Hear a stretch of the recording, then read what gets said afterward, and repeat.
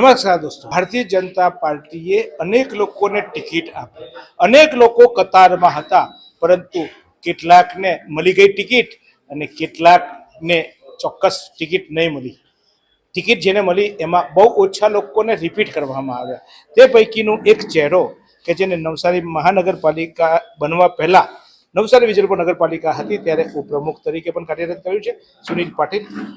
સુનિલભાઈ, ટિકિટ મળશે કે નહીં મળે, કેટલો વિશ્વાસ હતો? મને મારા પાર્ટીના નેતૃત્વ પર પૂરો ભરોસો હતો.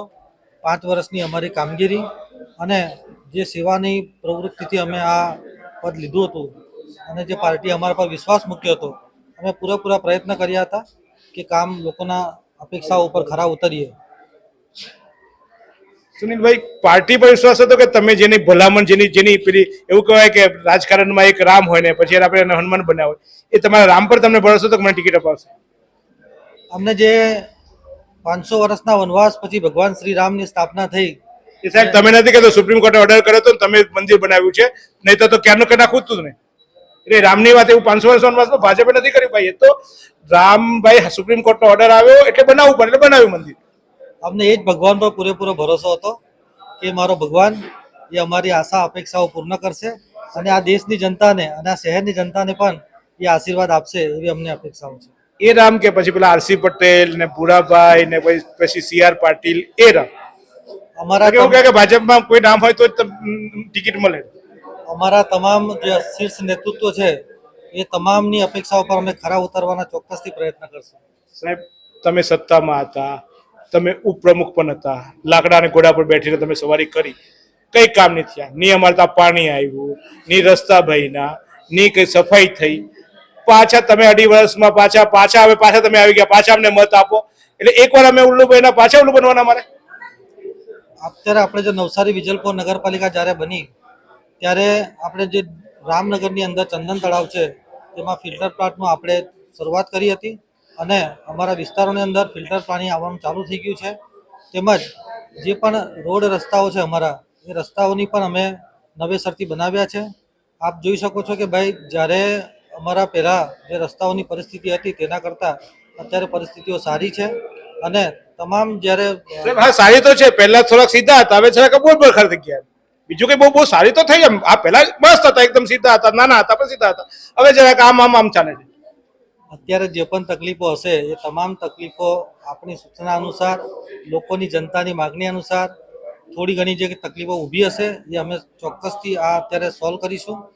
જનતા જે અમારા પર આશીર્વાદ આપ્યો હતો, અમે તે મુજબ કામ કરવાના પ્રયત્નો કર્યા જ છે. સુનિલભાઈ, તમે ઘરે તમારી મમ્મી પાસે રોટલી માંગો, મમ્મી કે દીકરા આપું છું, પછી થોડી વાર મમ્મી આપને બીજી વાર માંગો, આપું છું, ત્રીજી વાર માંગો, આપું છું, તો તમારું પેટ ભરાવાનું છે? અમે પ્રજાએ તમારી પાસે બહુ માંગ કરી, આપો. તમે કઈ આપ્યું નહીં. આટલા વર્ષ સુધી તમને સત્તા બેસાડ્યા, ઉપપ્રમુખ જેવું પદ આપ્યું, તોય અમને કઈ નહીં આપ્યું અને હવે પાછા કહેશો કે ફરી આપવું. કહું છે મારે આજ કર્યા કરવાનું ભાઈ. એક વસ્તુ છે કે જનતા જે કરતો હોય તેના પર જ અપેક્ષાઓ હોય, માટે જનતાએ જે ભરભરીને અમને પ્રેમ આપ્યો હતો તે મુજબ અમે કામ કરવાનો પૂરેપૂરો પ્રયત્ન કર્યો છે અને કામો થયા પણ છે. જ્યારે અપેક્ષાઓ વધારે હોય ત્યારે સ્વાભાવિક છે કે કંઈ ને કંઈ બાકી હોય તો તે પણ અમે આવનારા સમયમાં ચોક્કસથી પૂર્ણ કરશું. કઈ અપેક્ષા નહીં મળે અમારી. એક પાણી સારું આવે, એક રસ્તા સારા હોય, એક ગટર સારી હોય. અમે એમ નથી કહેતા અમારું ઘર ઝૂંપડું બંગલો બની જાય, અમારામાં ઘરમાં AC લાગી જાય. અમે એમ નથી કહેતા અમે વગર લાઇટ બિલ આવી જાય. અમે મફત કંઈ માંગતા નથી. જે વેરો ભરીએ છીએ એની સગવડ માંગતા હતા, એ તમે ન આપી શક્યા અને પાછા તમે અમારી પાસે મત લેવા આવો. કેવી રીતે આપીએ અમે તમને મત? જનતાએ જે પણ અમારા પર વિશ્વાસ વ્યક્ત કર્યો છે એ પ્રમાણે અમે પૂરેપૂરું કામ કર્યું છે અને જે કંઈ પણ બાકી હશે વિકાસના કામો પ્રગતિમાં છે તે પણ ટૂંક સમયમાં અમે પૂર્ણ કરવાનો પ્રયત્ન ચોક્કસથી કરીશું. કેટલા હતા તમારી પેનલમાં? કોણ હતું?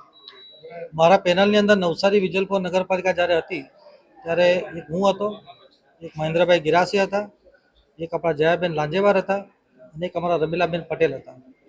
તમે કામ કર્યું, તમને ટિકિટ મળી, પેલા લોકોએ કામ નહીં કર્યું, ટિકિટ નહીં મળી? એવું નથી હોતું. એ લોકો બી તો કામ કરતા હતા ને, છૂટાયેલા હતા ને, મત બી અમે તો એ લોકોને આપ્યા હતા ને, તો તમને જ કેમ? રાજકીય સમીકરણોની અંદર જે રિઝર્વ ફેક્ટર આવ્યું છે, જેમાં આપણે વોર્ડની અંદર OBCની 2 અનામત સીટો અમારતા આવી છે, એટલા માટે થોડાક ચહેરાઓ બદલાયા છે એવું નથી ગુલાબની કે આખા જ બદલાઈ ગયા. આ તમે 2-4 જણા કઈ ખબર નહીં કઈ પિન લઈ આવ્યા કે તમારો કરંટ લાગી ગયો, બધાના બલબલ હોઈ ગયા. ના, એવું નથી.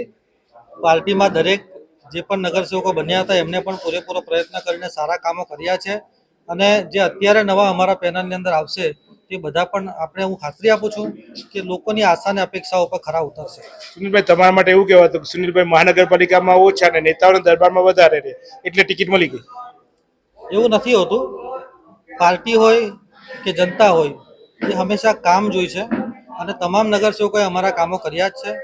લોકોને જ્યારે જ્યારે પણ અમને યાદ કર્યા છે ત્યારે ત્યારે અમે લોકોની દરબારની અંદર હાજર થયા છે અને માટે જ લોકોનો વિશ્વાસ છે. જ્યાં સુધી વાત છે ટિકિટ મેળવવાની કે નહીં મેળવવાની, તો આપ જોયું હશે કે વધારેમાં વધારે ટિકિટો લગભગ 26 લોકોએ અમારતા દાવેદારી કરી, પરંતુ ટિકિટો લિમિટ હોય એટલે એ પ્રમાણે પાર્ટી પસંદ કરે.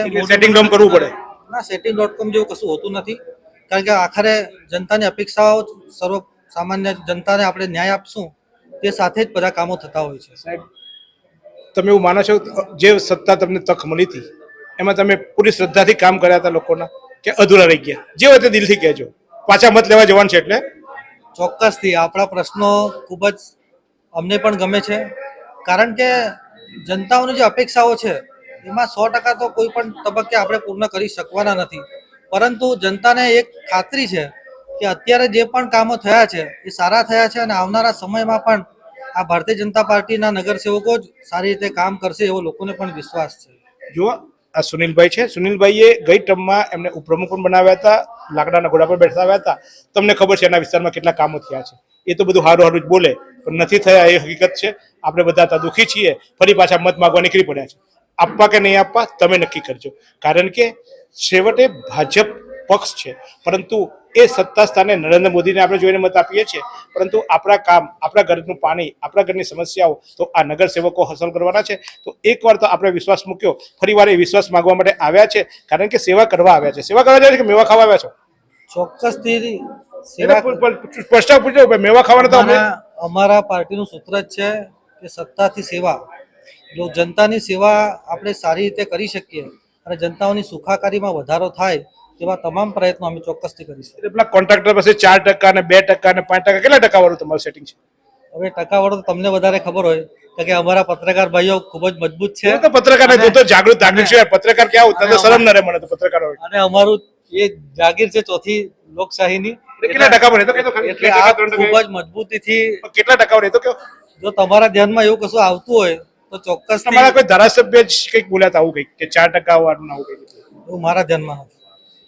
એટલે તમે સમાચાર નથી જોતા કે ધારાસભ્ય તમારા માનનીય આરસી પટેલ સાહેબ બોલ્યા હતા, તમે એનું ધ્યાન નથી આપતા? શું બોલે શું નહીં? મારા ધ્યાનમાં એવું કઈ આવ્યું નથી કે એવું કઈ ટકાવાળી વાત હોય. બાકી અમારા ધારાસભ્ય હોય, સાંસદશ્રી હોય કે અમારા નગરસેવકો હોય, ટકાવારીમાં અમે કોઈ માનતા નથી અને જનતાની સેવા એ જ અમારો મૂળ ઉદ્દેશ છે. એટલે એવું કહો કે પેલા ધારાસભ્ય બોલ્યા હતા ખોટું બોલ્યા હતા, તો એ અલગ એનું કરતા હશે, તમને નહીં? મારા ધ્યાનમાં નથી. ચોક્કસ ધ્યાનમાં તો બધું જ હોય, પણ બોલાય કેવી રીતે? કારણ કે એમનો હાથ એમના પર હોય અને અત્યારે બોલે તો પાછો હાથ ગળામાં આવે, એટલે ના બોલાય. પણ ચોક્કસ મારું કામ છે પૂછવાનું, પૂછ્યું છે જે છે તે. ચોક્કસ આ જ નગરસેવક હવે આવવાના છે, એમની પેનલ લઈને તમારી પાસે મત માંગવા. યોગ્ય લાગે મત આપણે આપવો જોઈએ, કારણ કે મતાધિકાર આપણો છે, એનો ઉપયોગ કરવો જોઈએ. સારા વ્યક્તિને મત આપજો, કોઈ પક્ષની નહીં, કોઈ વ્યક્તિને નહીં, પરંતુ એવા કે જે તમારું ભવિષ્ય સારું કરે, તમારા દીકરાનું ભવિષ્ય સારું કરે, તમારા વિસ્તારની ચોક્કસ કામો કરે, એવાને મત આપશો એવી અપીલ સાથે અચૂક મતદાન કરજો. એવી કઈ હોસ્પિટલ છે જ્યાં કેન્સર માટે સર્જરીની સેવા હોય, કીમોથેરાપીની સારવાર હોય, રેડિયેશનની સારવાર હોય, પીટી સીટી સ્કેન હોય, કેન્સરની પેથોલોજી હોય, મેમોગ્રાફી હોય, એટલે કે બધું જ.